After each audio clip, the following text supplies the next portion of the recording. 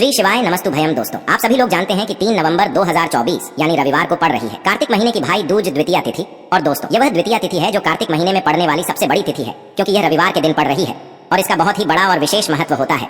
पूज्य गुरुजी ने कहा है कि अगर कभी भी मौका लग जाए और कार्तिक महीने की रविवार भाई दूज द्वितीया तिथि को पड़ जाए तो आप लोगों को एक दीपक वाला उपाय तो अवश्य ही करना चाहिए। इन दोनों का संयोग बहुत कम आता है और इसी के साथ में गुरुजी ने अपनी शिव पुराण कथा में बताया है कि इस दिन आपको एक दीपक वाला उपाय तो आपको अवश्य ही करना चाहिए, क्योंकि ऐसा दिन पूरे साल में सिर्फ एक ही बार आता है। और दोस्तों, आप सभी लोग जानते हो कि रविवार द्वितीया तिथि का अगर सबसे बड़ा कोई उपाय है तो एक दीपक वाला उपाय है। जिन लोगों ने इस उपाय को ना किया हो, मतलब पूरा साल निकल गया, उन्होंने किसी भी दिन इस एक दीपक वाला उपाय को ना किया हो, पर दोस्तों आपके पास एक आखिरी मौका बचा हुआ है जो कि 3 नवंबर के दिन है। तो इस दिन आप लोगों को इस वाले उपाय को जरूर कर लेना है। भले ही आपने पूरे महीने भर इस उपाय को ना किया हो, पर अगर आपने इस कार्तिक महीने के रविवार भाई दूज द्वितीया तिथि के दिन अगर इस वाले उपाय को कर लिया तो आपको इस उपाय को करने का वह फल मिलेगा जिसकी आपने कभी कल्पना भी नहीं करी होगी। इसीलिए आप लोग इस वाले उपाय को एक बार जरूर कर लेना है, ताकि आप लोगों के हाथ से यह मौका ना जा सके और आपको इस उपाय को करने का फल मिल सके। दोस्तों, यह उपाय पंडित जी ने अपनी अभी की ही श्री शिव महापुराण की कथा में बताया है, जिस उपाय को आज हम आपको बहुत अच्छे से समझाने वाले हैं। इस वीडियो को देखने के बाद इस उपाय को समझने के लिए आपको कोई और वीडियो को देखने की जरूरत नहीं पड़ेगी। तो चलिए दोस्तों, उपाय को शुरू करते हैं। देखिए, यह इस कार्तिक महीने के द्वितीया तिथि के दिन यह इतना खास होता है, इतना महत्वपूर्ण होता है। देखा गया है कभी कभी बड़े बड़े पूजा पाठ अनुष्ठान से जो मनोकामना पूर्ण नहीं होते, वह कार्तिक महीने के रविवार द्वितीया तिथि के दिन एक छोटे से उपाय करने से ही आपकी मनोकामना पूर्ण हो जाती है। और बहुत सारे लोगों ने इस उपाय को किया भी है और उनको इस उपाय को करने का फल भी जरूर मिला है। अगर आप लोग भी इस उपाय को करना चाहते हैं तो आप इस उपाय को पहले अच्छे से समझ लेना, सुन लेना, उसके बाद करना, आपको इस उपाय का फल जरूर मिलेगा। और इस उपाय को कर लेने से आपके घर में चाहे किसी भी प्रकार की दुख और समस्या क्यों ना चल रही हो, आपको उसका कारण भी नहीं पता है कि भाई यह समस्या किस कारण से चल रही है, उसका कुछ भी कारण हो सकता है, जैसे पितृदोष हो सकता है या किसी भी तरह का मंगल दोष भी हो सकता है, तो इस दिन आप लोगों को यह वाला उपाय कर लेना है। ये एक ऐसा उपाय है जिस उपाय को अगर किसी विशेष दिन पर किया जाए तो भाई उस विशेष दिन का जो है वह तो हमें मिलता ही मिलता है, पर हमने उस दिन पर इस उपाय को किया है तो हमें उससे भी बड़ा फल मिलता है और फल बहुत जल्दी मिलता है, क्योंकि आप इस उपाय को बहुत ही बड़े और विशेष दिन पर कर रहे हो। तो चलिए अब उपाय के बारे में बात करते हैं, लेकिन उससे पहले आप लोगों को यह जानना आवश्यक है कि आखिर यह उपाय किस समय करना है, किसको करना है और कैसे करना है। तो चलिए हम आगे आपको वीडियो में एक एक करके बता देते हैं, लेकिन उससे पहले अगर आप लोग हमारे चैनल पर पहली बार आए हैं या फिर मेरी आवाज आज पहली बार सुन रहे हैं तो हमारे चैनल को सब्सक्राइब जरूर कर लेना और इस वीडियो को लाइक करके कमेंट बॉक्स में श्री शिवाय नमस्तुभ्यम ओम नमः शिवाय जरूर टाइप कर देना। तो दोस्तों, इस एक दीपक वाला उपाय को हमें इस रविवार द्वितीया तिथि के दिन कैसे करना है, किसको करना है, किस समय करना है और कहां पर करना है, ये सारे सवालों के जवाब आपको इस वीडियो में मिल जाएंगे। और जो यह वीडियो देखेगा भाई उसको एक दीपक वाला उपाय जरूर करना चाहिए, क्योंकि इस दिन एक दीपक का भी बहुत ही बड़ा और विशेष महत्व होता है। और जब बात आ जाए एक दीपक वाला उपाय की तो यह सोने पर सुहागा वाली बात हो जाती है और यह एक बहुत ही बड़ा उपाय हो जाता है इस द्वितीया तिथि का। तो अब दोस्तों, इस एक दीपक वाला उपाय को आखिर करना किसको है, सबसे पहले हम लोग वह बात जान लेते हैं। तो देखो, घर की जो बड़ी माताएं बहनें होती हैं, उन माताओं बहनों में से कोई भी एक बड़ी माता बहन इस वाले उपाय को कर सकती है। और दोस्तों, अगर आप चाहें तो अपने घर में से सभी सदस्यों को भी इस उपाय को करवा सकते हैं। अगर किसी व्यक्ति की खुद की कोई मनोकामना है, खुद की कोई दुख और परेशानी है जो कि वह अपने लिए ही करना चाहता है इस वाले उपाय को, तो वह खुद अपने लिए भी कर सकता है। बाकी अगर कोई घर में से ऐसा है जो कि अपने पूरे घर परिवार की सुख और शांति के लिए यह वाला उपाय करना चाहता है तो भाई वह भी कर सकता है, उसमें भी कोई दिक्कत वाली बात नहीं है। कहने का मतलब यह है कि इस उपाय को हर एक सदस्य भी कर सकता है और पूरे घर परिवार के सदस्य के लिए घर की बड़ी माताओं बहनों में से कोई एक माता बहन भी कर सकती है। माताएं बहनें अगर घर में उपस्थित ना हो या वह यह वाला उपाय ना कर पा रही हो तो फिर घर का कोई बड़ा सदस्य भी इस एक दीपक वाला उपाय को कर सकता है, चाहे फिर वह पुरुष ही क्यों ना हो, उसमें कोई भी दिक्कत वाली बात नहीं है। अब दोस्तों, जो अगला प्रश्न निकल कर आता है वह यह आता है इस उपाय को लेकर कि आखिर इस उपाय को हमें किस समय करना है, सुबह के समय करना है कि शाम के समय करना है। तो देखो, इस वाले उपाय को आप लोग सुबह के समय भी कर सकते हो और शाम के समय प्रदोष काल में भी कर सकते हो। अब अगर आप पूछो कि भाई सबसे उत्तम समय कौन सा रहेगा इस एक दीपक वाला उपाय को करने का, तो हम आपसे बस यही कहेंगे कि इस उपाय को आप सुबह के समय करेंगे तो ज्यादा बेहतर होगा। बाकी अगर प्रदोष काल शाम के समय भी करेंगे तो भी अच्छा होगा, उसमें कोई भी दिक्कत वाली बात नहीं है। तो अब दोस्तों, जो अगली सबसे बड़ी और महत्वपूर्ण बात आती है वह यह आती है कि सुबह अगर हम उपाय को करेंगे तो हमें कितने बजे से लेकर कितने बजे तक के बीच में करना है, और शाम के समय प्रदोष काल में करेंगे तो हमें कितने बजे से लेकर कितने बजे के बीच में करना है। तो देखो, सुबह जितनी जल्दी हो सके आप उपाय को करने की कोशिश करना। बाकी अगर किसी कारणवश लेट भी हो जाओ, थोड़ी देर भी हो जाए, तो 10 या 11 बजे तक भी आप उपाय कर लेना, पर 12 बजे से ज्यादा देरी ना हो, ठीक है? इस बात का ध्यान रखना। उसके बाद में दोस्तों, अगर शाम के समय प्रदोष काल की बात करें, प्रदोष काल का जो समय है होता है वो शाम के 6 बजे से शुरू हो जाता है। मतलब शाम के 6 बजे से लेकर 7 बजे के बीच का जो समय होता है ये समय प्रदोष काल का समय होता है। तो आप इस उपाय को 7 या 8 बजे के बीच में भी कर सकते हो।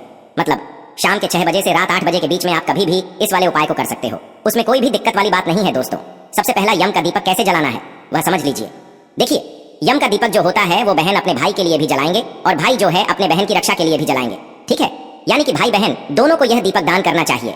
अपने अपने घर पर अगर भाई बहन शामिल में रहते हैं, भाई बहन एक ही जगह रहते हैं, तो आपको दोनों के बीच में एक ही दीपक जलाना है, अलग अलग दीपक नहीं जलाना है। विशेष इस बात का ध्यान रखना। देखो, यम का दीपक जो होता है वो रक्षा करता है, यानी कि किसी भी प्रकार से अकाल मृत्यु की, अगर किसी प्रकार से दर्दनाक जो मृत्यु होती है उसके भय से बचाता है और उसी से बचाता है। तो विशेषकर बहन अपने भाई को इस प्रकार से भाई की रक्षा के लिए दीपक का प्रचलित करते हैं और भाई जो है अपनी बहन के लिए इस प्रकार का दीपक का दान आज करते हैं। देखो, कार्तिक के पवित्र महीने में विशेष दीपदान का महत्व होता है। धनतेरस पर अलग विधि थी यम के दीपक का दान करने के लिए, क्योंकि वो पूरे परिवार के निमित्त था। लेकिन यह जो भाई दूज का जो दीपक का दान होता है वो बहनों के लिए होता है, भाइयों के लिए होता है। तो देखो, भाई बहन अपने घर में करेंगे और यह दीपक भी रात्रि में किया जाता है। दीपदान का जो दान है, इस दीपक के लिए भी आप आटे का या माटी का दीपक ले सकते हैं। आटे का दीपक ले रहे हैं तो बिना नमक का आटा मरना, 4 बाती उसके अंदर लगाना, लंबी बाती लगाना और इस दीपक के अंदर केवल और केवल सरसों का तेल ही आपको भरना है। साथ में लेना है काले तेल। काले तेल भी दीपक के अंदर आपको डालना है और यह चौमुखी दीपक आपको प्रज्वलित करना है। और अपने घर के बाहर, यानी कि जैसे ही घर से बाहर निकलोगे तो आपका उल्टा साइड और घर के अंदर घुसो तो आपका सीधा साइड, वहां पर आपको चौमुखी दीपक का ये दीपदान करना है यम के नाम का। और ये यम का नाम का दीपक जो आप दीपदान करोगे तो आपका जो भाव होना चाहिए वो होना चाहिए दक्षिण दिशा की तरफ, कि ये मैं यमराज के लिए यम का दीपदान कर रहा हूँ। मेरे भाई बहन की रक्षा हो या मेरे भाई की रक्षा हो, मेरी बहन की रक्षा हो, ऐसा मन में भाव ला करके ये यम का दीप दान किया जाता है। तो ये आज बहुत ही शुभ होता है यम का दीप दान करना। जरूर आप अपने भाइयों की रक्षा के लिए, अपनी बहनों की रक्षा के लिए यह यम का दीप दान जरूर करें। और इस प्रकार से ये दीपक होता है, दीपक जल करके शांत हो जाएगा। तो अगले दिन इस दीपक को किसी भी खाली स्थान पर आप रख करके आ सकते हैं। ध्यान रखना, इस दीपक को वापस से आप इस्तेमाल नहीं कर सकते। अब हम बात कर लेते हैं दूसरे उपाय की, जो कि बुद्धि ज्ञान विवेक के लिए है, व्यापार की वृद्धि के लिए है, जो कि आपको इलायची से करना है। बच्चे कोई हैं जो एंट्रेंस एग्जाम देने वाले हैं तो उनको यह उपाय करना चाहिए। जो बच्चे परीक्षा देने वाले हैं उनको यह उपाय करना चाहिए। जो भी व्यक्ति, जो भी बच्चे जो हैं कोई सी भी एग्जाम को क्लियर करने का सोच रहे हैं, किसी भी चीज में उनका सिलेक्शन हो जाए ऐसा वह सोच रहे हैं, तो उन बच्चों को विशेषकर यह उपाय करना चाहिए। बच्चों की माँ को नहीं, बच्चों को खुद को यह उपाय करना है। देखो, पहली आ गई आपको बात समझ में। देखिए, दूसरी बात यह है, जिन बच्चों का पढ़ाई लिखाई में मन नहीं लगता है उनको भी यह उपाय करना है। आ गई आपको बात समझ में। अब देखो, जो व्यापारी हैं, जिनका व्यापार ढंग से बिल्कुल भी नहीं चलता है, असफलता बहुत ज्यादा आती है, उनके जीवन में उतार चढ़ाव बहुत ज्यादा आते हैं, व्यापार अच्छा चलता है एकदम से डाउन हो जाता है, कुछ ऐसी परेशानियां हैं, तो बुध ग्रह को मजबूत करना बहुत जरूरी है, विशेषकर आपके व्यापार के लिए। तो आपको यह उपाय करना चाहिए। ठीक, आ गई आपको बात समझ में। अगर आपकी नौकरी है, नौकरी ढंग से नहीं चल रही है, तो भी आप यह उपाय करेंगे।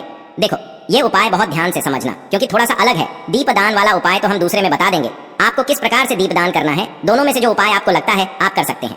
देखो, इसके लिए आपको 5 बेलपत्र लेना पड़ेंगे। ठीक है, 5 बेलपत्र, ध्यान रखना, खंडित नहीं होने चाहिए, कहीं से भी कटे फटे नहीं होने चाहिए। 5 बेलपत्र ले लिए, साथ में आपको लेना है लाल चंदन का पाउडर और पीला चंदन का पाउडर, दोनों आपको लेना है। और दोनों पाउडर में थोड़ा थोड़ा जल आपको मिला देना है।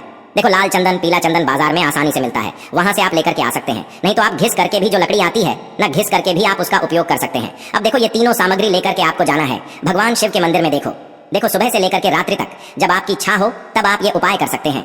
आपको क्या करना है, क्रिया बिल्कुल ध्यान से समझना। आपको आपके सीधे हाथ की चीठी उंगली के पास वाली जो उंगली है, जिसे अनामिका उंगली कहते हैं, अनामिका उंगली में लाल चंदन लगाना है। ठीक है, और जो पार्वती माता और भगवान शिव जिससे जुड़े हुए रहते हैं, जिसे हम कटी भाग कहते हैं, कटी भाग में आपको 7 बिंदी आपको लाल चंदन की लगानी है। देखो, एक बिंदी लगाना, फिर वापस से लाल चंदन लेना, फिर दूसरी बिंदी लगाना। इस प्रकार से पूरी गोलाई में एक एक बिंदी लगा करके आपको 7 बिंदी पूरी लगा देनी है। आ गई आपको बात समझ में। 7 बिंदी आपने लाल चंदन की लगाई और पीले चंदन की आपको 5 बिंदी लगानी है। लेकिन कहां पर लगानी है समझना ना, वो माता अशोक सुंदरी वाले स्थान पर आपको लगा देनी है। एक ही जगह 5 मत लगा देना, अलग अलग लगाना। 1 2 3 4 5, इससे थोड़ी सी लंबी लगाना, छोटी छोटी भले लगाओ। तो इस प्रकार से आप 5 बिंदी वहां पर माता अशोक सुंदरी वाले स्थान पर आपको लगा देना है। ठीक है, अब यहाँ पर हमारे पास है 5 बेलपत्र। अब यह बेलपत्र एक एक करते हुए आपको अर्पित करना है भगवान शिव के ऊपर, श्री शिवाय नमस्तुभयम का जाप करते हुए। अब देखो कैसे अर्पित करोगे, जो पत्ती वाला हिस्सा होगा वो नीचे की साइड होना चाहिए, उस प्रकार से आप अर्पित करोगे। और जो 5 डंडी है, 5 बेलपत्र की जो 5 डंडी है ना, 5 डंडी अलग अलग दिशा में होनी चाहिए। ठीक है, बिल्कुल फूल जैसा बन जाएगा। देखो, वीडियो के अंदर बताने का प्रयास कर रहा हूँ, इस प्रकार से बन जाएगा। और इस प्रकार से उपाय करना और अंत में बुद्धि ज्ञान विवेक की प्राप्ति हो, ऐसे आपको कामना करना है। व्यापार अच्छे से चले, ऐसे आपको कामना करना है। नौकरी अच्छे से चले, ऐसे आपको कामना करना है। जो भी आपकी कामना है वो महादेव से बोले। एंट्रेंस एग्जाम देने जा रहे हैं, एंट्रेंस एग्जाम आने वाली है। एंट्रेंस एग्जाम के लिए जिसके लिए भी आप तैयारी कर रहे हैं उसका स्मरण करें और इस चीज में मैं सफल हो जाऊं, ऐसी आपको कामना करना है। और यह सुंदर सा दूसरे उपाय आपको करना है। देखो, यह उपाय जरूर करना, बहुत ही प्रभावशाली उपाय है। अब हम बात करते हैं तीसरा उपाय की। देखिए कार्तिक का पवित्र महीना और दीपदान तो आपको करना ही चाहिए। रोज अलग अलग प्रकार की दीपदान कर रहे हैं ताकि दीपदान का अलग अलग प्रकार का प्रभाव हमारे जीवन में पड़ता है। तो देखो आज का दीपक किस लिए होता है? बुद्धि ज्ञान विवेक के लिए, ठीक है। साथ ही साथ अगर यह उपाय शुक्रवार के दिन करोगे तो फिर लक्ष्मी जी के लिए यानी कि धन प्राप्ति के लिए यह उपाय हो जाएगा। देखो करना क्या है समझना। 3 नवंबर द्वितीया तिथि की रात में आपको 3 दीपक वाला यह उपाय करना है। देखो तीनों दीपक भी लगा सकते हो या एक दीपक लगाना चाहते हो, 3 जगह दीपक लगाना है। अगर एक दीपक लगाना चाहते हो तो एक दीपक भी आप लगा सकते हैं। 3 दीपक लेना, हम 3 दीपक का बता रहे हैं। तीनों में से जहां आपकी इच्छा हो वहां पर भी आप लगा सकते हैं या तीनों जगह भी लगा सकते हैं। आ गई आपको बात समझ में। 3 दीपक लेना है, तीनों दीपक गोल बाती के होंगे। तीनों दीपक में आपको घी भरना है, साथ में साबुत हरी इलायची लेना है। हरी इलायची खंडित नहीं होनी चाहिए, हरी इलायची भी साबुत आपको लेना है, ठीक है। 3 हरी इलायची ले ली, 3 दीपक ले लिया। सबसे पहली हरी इलायची, और ये जो दीपक है आपको कहां पर रखना है? तुलसी जी के वहां पर। आज आपको तुलसी जी की जड़ में दीपक रखना है गोल बाती का, और इसी दीपक के अंदर एक हरी इलायची आपको डाल देनी है। आज हरी इलायची वाला दीपक जैसे जलता है ना तुलसी जी के वहां पर, तो वहां का जो दीपक का जो औरा रहता है वहीं पर ओम नमो भगवते वासुदेवाय का जाप करना 11 बार, और तुलसी जी से अपनी जो भी कामना है आपकी वो आपको बोल देना है। कार्तिक का पवित्र महीना, तुलसी जी में दीपदान, और वह भी इलायची डाल करके, और आपकी जो भी मनोरथ है वह जरूर पूरी करेगा। देखो पहला दीपदान आपने कर लिया तुलसी जी के वहां पर। दूसरा जो दीपदान है आपको यह दीपक ले जाना है भगवान शिव के मंदिर में, और भगवान शिव के मंदिर में दीपक के अंदर इलायची डाल करके भगवान शिव की आरती करना, और दूसरा दीपक वहां पर भगवान शिव के सामने रखना, और आपकी जो भी इच्छा है वो आपको बोल देना है, ठीक है। अब जो तीसरा दीपक का दान आप करोगे वो करोगे आंकड़े के पेड़ की जड़ में। ये भी इलायची डाल करके ओम गण गणपति नमः या श्री गणेशाय नमः का 11 बार जाप करके ये आप वहां पर आप अर्पित करोगे, जिससे बुद्धि ज्ञान विवेक की प्राप्ति होगी। ये तीनों दीपक सूर्यास्त के बाद आपको लगाना है, ध्यान रखना। सूर्यास्त के बाद ही दीपकों का दान होता है। देखो तीनों जगह हमने आपको बता दी है। तीनों जगह में से जहां कहीं भी आप जा सको, शिव मंदिर में जा सको या आंकड़े के पेड़ के वहां पर जा सको या तुलसी जी के वहां पर, आप रोज दीपक लगाते ही होंगे। तो आज इस प्रकार से यह दीपक लगाना। देखो भले एक दीपक का दान करना, लेकिन इस प्रकार से ही आपको दीपक का दान करना है। तो दोस्तों ये थे पूज्य गुरुजी द्वारा बताए गए कुछ बहुत ही खास उपाय। अगर आपको जानकारी अच्छी लगी हो तो वीडियो लाइक करिएगा। मिलते हैं फिर एक नए वीडियो के साथ। श्री शिवाय नमोस्तुभयम्।